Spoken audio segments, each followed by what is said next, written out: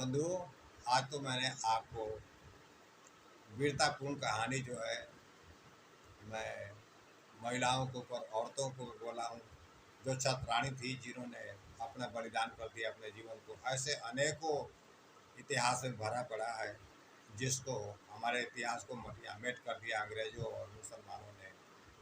कल हम आपको वीरतापूर्ण कहानी कुछ और लोगों को सुनाऊंगा जो इस देश के ऊपर बलिदान दिया अपने आप को, और इस भारत के शील को, मस्तक को ऊंचा कर दिया, जो दुनिया में आज इनका नाम अमर है।